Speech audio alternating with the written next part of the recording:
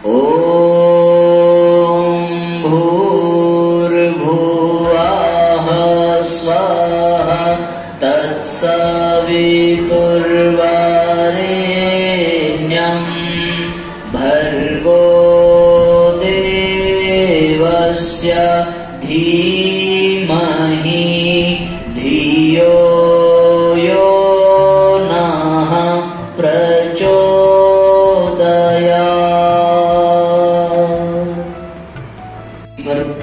विद्यमान पायनियर सैनिक स्कूल के इस पवित्र प्रांगण में उपस्थित इस कार्यक्रम में इस विद्यालय के डायरेक्टर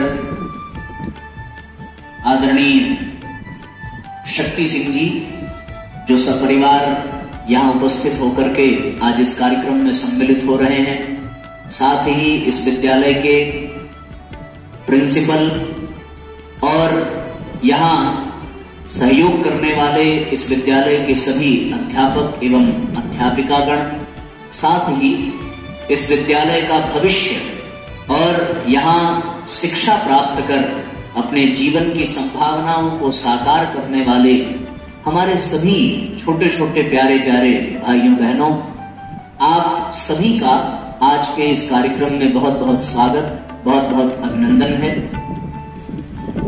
बहुत सुंदर संयोग है कि हम आज इस विद्यालय में गुरुकुल जैसा वातावरण अनुभव कर सकते हैं। एक समय था जब हमारे गुरुकुलों में नित्य यज्ञ हुआ करता था, जब हमारे गुरुकुलों में नित्य शिक्षा के साथ साथ जीवनोपयोगी विद्या भी प्रदान की जाती थी।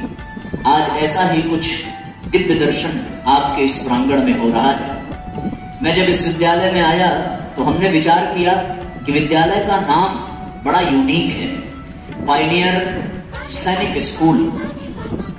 ये जो पायनियर शब्द है ये अपने आप में बड़ा महत्वपूर्ण है।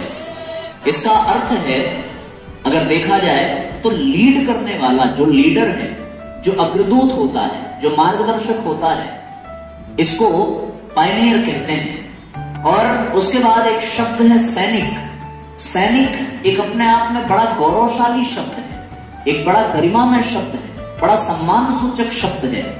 ये वो शब्द है जिसको अगर देखा जाए तो केवल सैनिक ही एक ऐसा प्राणी होता है जो अपने देश के लिए जब कुर्बान होता है तो इस देश का प्रतीक स्वयं तिरंगा उसके शरीर पर लपेटा जाता है। ये सौभाग्य इस धरती का सबसे बड़ा सौभाग्य है। और आपके इस विद्यालय के नाम के अनुसार ये अर्थ निकल करके आता है कि यहाँ उन सैनिकों को गढ़ने की प्रयोगशाला चल रही है, उन सैनिकों के निर्माण की प्रयोगशाला चल रही है जो सारी दुनिया का मार्गदर्शन कर सकें, सारी दुनिया के लिए अग्रदूत बन सकें, सारी दुनिया को लीड कर सकें। आपके भीतर उन प्रतिभाओं को विकसित करने की प्रयोगशाला, उस कौशल को, उस संभावना को साकार करने की प्रयोगशाला चल रही है जो अपने आप में अनूठा कहा जा सकता है। आज इस कार्यक्रम में गायत्री परिवार के माध्यम से, गायत्री परिवार के मार्गदर्शन में और आपके विद्यालय प्रबंधन के सहयोग से एक बड़ा अनोखा प्रयोग हो रहा है कि आपके विद्यालय के प्रत्येक कक्षा में गायत्री यज्ञ को पहुंचाया जा रहा है, गायत्री रूपी सद्बुद्धि को पहुंचाया जा रहा है और आप सबका सामूहिक विद्यारंभ संस्कार का एक अनूठा कार्यक्रम संपन्न होने जा रहा है। साथियों, जीवन में यदि हमें अग्रदूत बनना है, जीवन में यदि हमें मार्गदर्शक बनना है, जीवन में यदि हमें नेतृत्व करने वाला कौशल अपने भीतर विकसित करना है तो उसके लिए कुछ सूत्र हमें अपने जीवन में धारण करने पड़ेंगे। वो सूत्र क्या हो सकते हैं जिससे हम अपने आप को, अपने कौशल को, अपनी संभावनाओं को साकार कर सकें और हमारे जीवन का उद्देश्य पूरा हो सके। यदि गहराई से चिंतन करें साथियों तो हमारे जीवन में शिक्षा की बहुत बड़ी उपयोगिता है।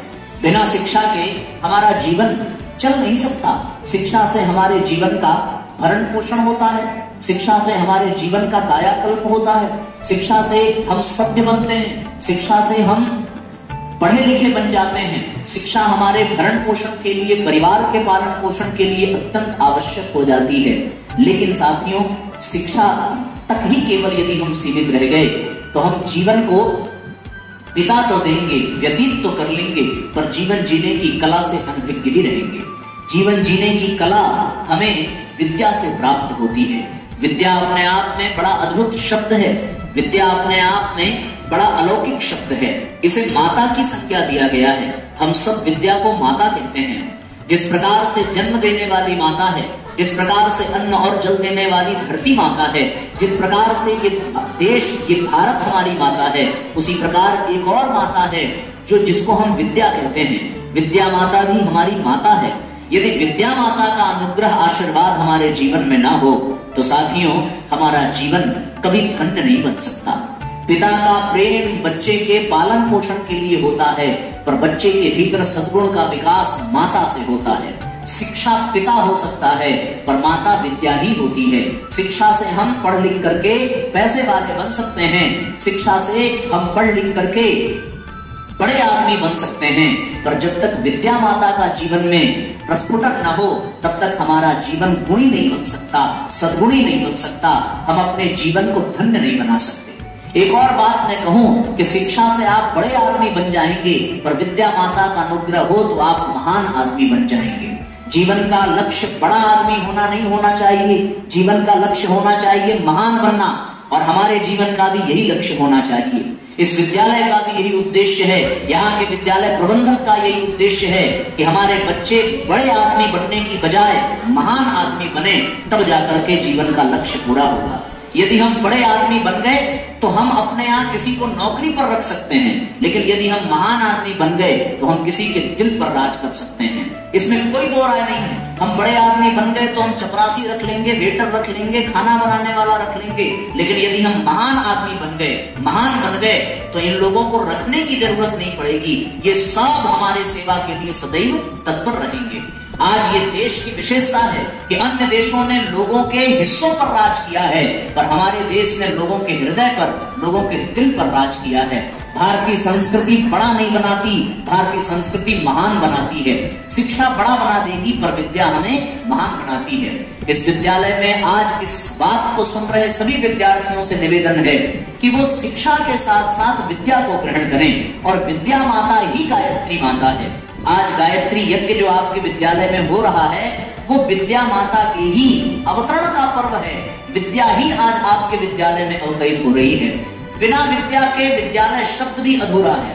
यहाँ केवल शिक्षालय कहा जाएगा यदि विद्या ना हो, और शिक्षालय में शिक्षक रह सकते हैं, शिक्षार्थी रह सकते हैं, पर यदि विद्यार्थी होना है तो विद्या का होना जरूरी है, विद्यालय होना है तो विद्या का होना जरूरी है, और गुरु केवल और केवल विद्या से ही संबंधित होता है। तो हम इस विद्यालय में शिक्षा के माध्यम से अपने कक्षाओं को पूरा कर रहे हैं, अपने पाठ्यक्रम को पूरा कर रहे हैं, लेकिन विद्या के माध्यम से हम संस्कार को अपने जीवन में धारण करते हैं, हम गायत्री को अपने जीवन में धारण करते हैं। स्पष्ट जाने कि शिक्षा हमें नियुक्त करती है किसी नौकरी में, किसी काम में, लेकिन विद्या हमें मुक्त करती है समाज के समस्त बंधनों से। सा विद्याया विमुक्तये, शिक्षा नियुक्त करती है नौकरी में, शिक्षा नियुक्त करती है जीवन के तमाम प्रबंधों में, पर हमें विद्या को जब जीवन में स्थान मिलेगा तो हमारा जीवन जितने भी प्रकार के बंधन हैं, उन बंधनों से मुक्त होता चला जाएगा। एक छोटी सी कहानी बच्चों आपको मैं सुनाना चाहता हूँ कि एक बार एक नदी के किनारे एक नाव में दो शराबी बैठे और उन्होंने नाव चलाना प्रारंभ किया। पूरी रात वो नाव चलाते रहे। सवेरे जब उनका नशा उतरा और वो नशे में रात भर नाव चलाते रहे तो उनको ये प्रतीत हुआ कि वो बहुत दूर निकल गए होंगे, लेकिन जब उनका नशा उतरा, भोर हुई, उजाला हुआ, तो उन्होंने देखा कि रात भर नाव चलाने का कोई परिणाम न निकला। नाव जहां थी वही रह गई। क्यों? क्योंकि वो नाव जिस खूंटे से बंधी थी उसके बंधन को छोड़ा नहीं गया था। जीवन में आगे बढ़ने के लिए यदि हम कुप्रवृत्तियों के, कुसंस्कारों के, दुर्भावनाओं के, कुविचारों के, गंदी आदतों के, नशे के यदि बंधन में बंधे रहे तो हमारे प्यारे बच्चों, हमारे जिंदगी की नाव भले हम चलाते रहें पर वो टस से मस होने वाली नहीं है। वो अपना स्थान बदल करके आगे तभी बढ़ सकती है जब हम समस्त गंदी आदतों के बंधन से ऊपर उठ जाएं। जब हमारे जीवन में कोई नशा ना हो तभी हम नाश से बच सकते हैं। और आज आपके विद्यालय का उद्देश्य भी साकार हो रहा है जब आपको ये विद्या रूपी पद्धति बताई जा रही है, जिसके माध्यम से आपको अपने जीवन में समस्त बंधनों से ऊपर उठ करके अपने जीवन की नाव को आगे बढ़ाना है। आपको एक दो छोटे छोटे सूत्र बताते हैं, और वो सूत्र ये है साथियों कि विद्या हमारे जीवन में अवतरित कैसे होगी।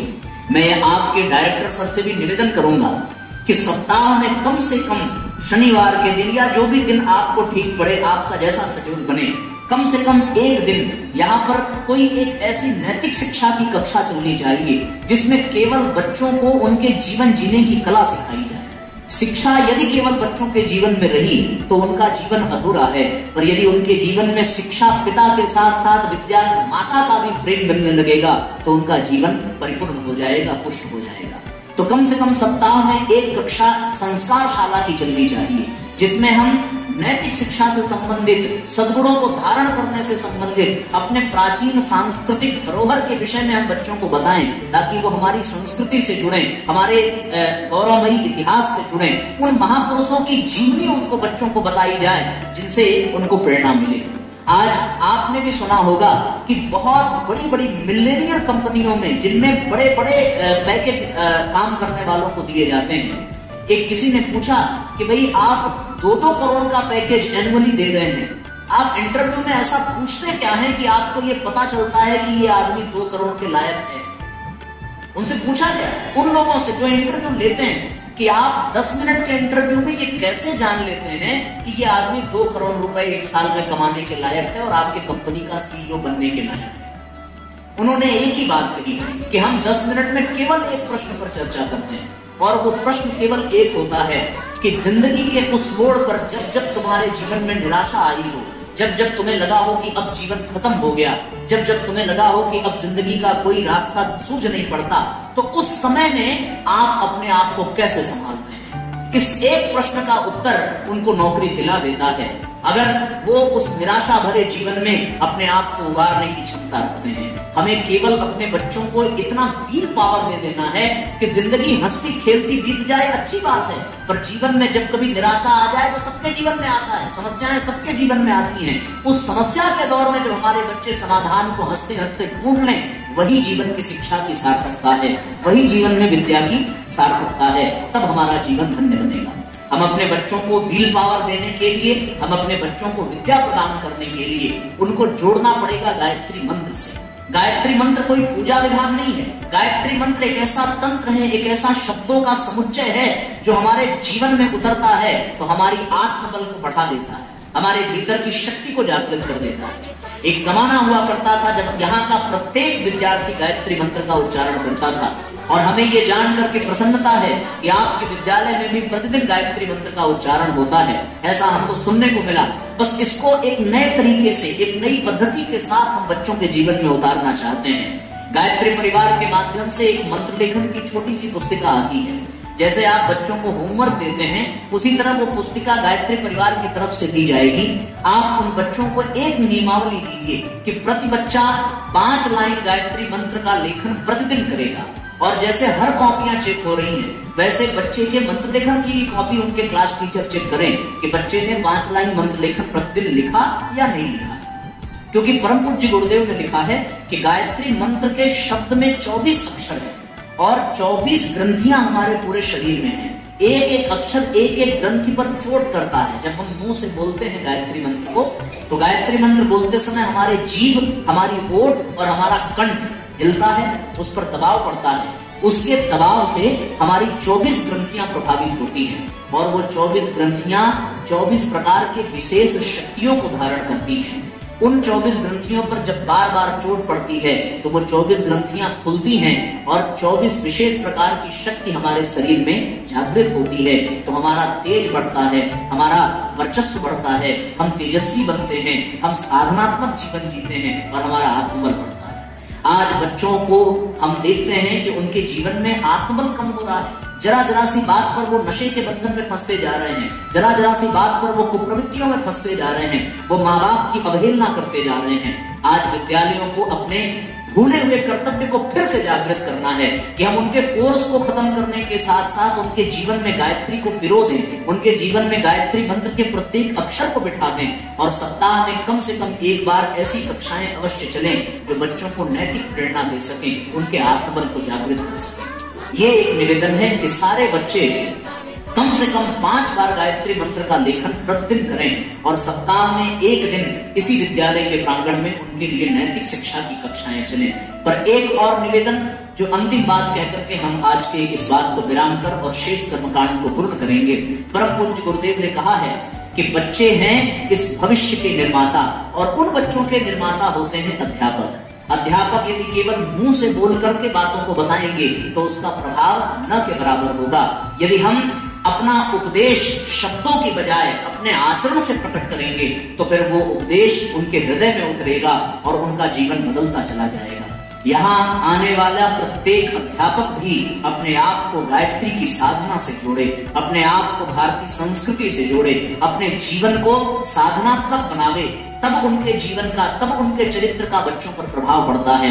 यदि इस दुनिया में चंद्रगुप्त हुए तो केवल चाणक्य के नाते, यदि इस दुनिया में नरेंद्र विवेकानंद बन सके तो रामकृष्ण के तप के नाते, यदि इस दुनिया में गायत्री परिवार की संस्था खड़ी हो सकी, इतने शिष्य निकले तो परम पूज्य गुरुदेव की साधना के नाते, यदि यहाँ पर स्वतंत्रता संग्राम में विजय मिली तो गांधी आदि महापुरुषों की साधना के नाते, इन सब का निर्माण हुआ महान गुरुओं के संरक्षण में। अगर गिरजानंद न होते तो दयानंद से ये धरती अछूती रह जाती। इसलिए साथियों, इस धरती को शिवाजी ने तब पाया जब समर्थ गुरु रामदास ने अपने आप को तपाया।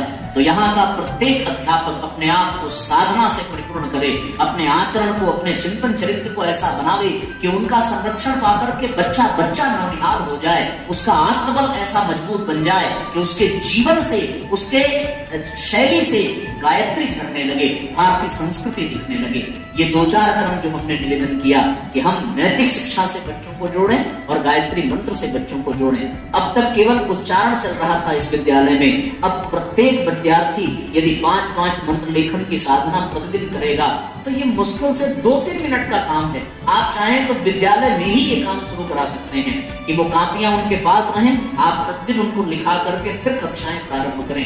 ये 5 मिनट का प्रयोग, डायरेक्टर साहब आप विश्वास नहीं करेंगे, ये इतना अनूठा प्रयोग होगा कि इसका परिणाम बड़ा चिरकालीन होगा और यहाँ से निकलने वाला बच्चा वास्तव में एक सैनिक के रूप में निकलेगा। यहाँ से निकलने वाला एक बच्चा वास्तव में समाज का दुर्दूत बन करके निकलेगा और तब इस विद्यालय का नाम सार्थक हो जाएगा। फिर तो साहब पायनियर सैनिक नाम रखना ही सार्थक हो जाएगा। और विद्यालयों के इतिहास में आपका भी ये विद्यालय सबका सिरमौर बने, ऐसी हमारी व्यासपीठ शुभकामना देती है।